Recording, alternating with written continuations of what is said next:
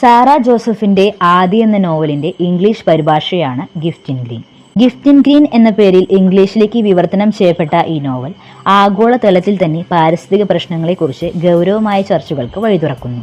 കേരളത്തിലെ ആദി എന്ന ഭാവനാത്മകമായ ഒരു ഗ്രാമമാണ് നോവലിന്റെ പ്രധാന പശ്ചാത്തലം. പ്രകൃതിയോടിണങ്ങി ജലത്തെയും മണ്ണിനെയും ജീവനെ പോലെ കണ്ട് ജീവിച്ചിരുന്ന ഒരു കൂട്ടം മനുഷ്യരുടെ കഥയാണിത്. മനുഷ്യന്റെ അനിയന്ത്രിതമായ പ്രകൃതി ചൂഷണം എങ്ങനെ ഒരു പ്രദേശത്തെയും അവിടുത്തെ ജീവിതത്തെയും തകർക്കുന്നുവെന്ന് നോവൽ വരച്ചുകാട്ടുന്നു.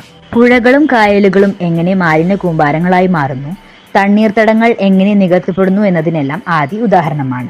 പ്രകൃതിയെ സംരക്ഷിക്കുന്നതിലും അതിനോട് ഇണങ്ങി ജീവിക്കുന്നതിലും സ്ത്രീകളുടെ പങ്ക് നോവൽ എടുത്തു പറയുന്നു. കുഞ്ഞിമാത്തു, ശൈലജ, കറുമ്പൻ, ജോളിയുടെ ഭാര്യ കാർത്യായനി തുടങ്ങിയ കഥാപാത്രങ്ങൾ പ്രകൃതിയുടെ സംരക്ഷകരായി നിലകൊള്ളുന്നു. ആധുനിക വികസന സങ്കല്പങ്ങൾ എങ്ങനെ പരമ്പരാഗത ജീവിത രീതികളെയും മൂല്യങ്ങളെയും ഇല്ലാതാക്കുന്നുവെന്ന് ഈ നോവൽ ചർച്ച ചെയ്യുന്നു. നോവലിൽ ഉടനീളം കഥ പറച്ചിലിന് വലിയ പ്രാധാന്യം നൽകിയിട്ടുണ്ട്. പഴയ തലമുറയുടെ അറിവുകളും വിശ്വാസങ്ങളും പുതിയ തലമുറയിലേക്ക് കൈമാറുന്നതിൽ കഥകൾക്ക് വലിയ പങ്കുണ്ടെന്ന് നോവൽ ഓർമ്മിപ്പിക്കുന്നു. സാറ ജോസഫിന്റെ തനതായ ഭാഷാശൈലി നോവലിന്റെ കൂടുതൽ ആകർഷകമാക്കുന്നു. കവിത തുളുമ്പുന്ന വാക്കുകളും ശക്തമായ ബിംബങ്ങളും നോവലിന് ഒരു പ്രത്യേക ഭംഗി നൽകുന്നു.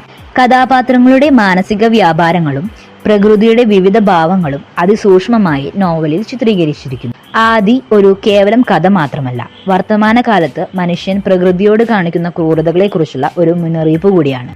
വികസനത്തിന്റെ പേരിൽ നാം എന്ത് വില കൊടുക്കുന്നു എന്നതിനെക്കുറിച്ച് ചിന്തിക്കാൻ നോവൽ നമ്മളെ പ്രേരിപ്പിക്കുന്നു. പ്രകൃതിയെ ഒരു ഉപഭോഗ വസ്തുവായി കാണാതെ അതിനെ സ്നേഹിക്കുകയും സംരക്ഷിക്കുകയും ചെയ്യേണ്ടതിന്റെ ആവശ്യകത നോവൽ ഓർമ്മിപ്പിക്കുന്നു.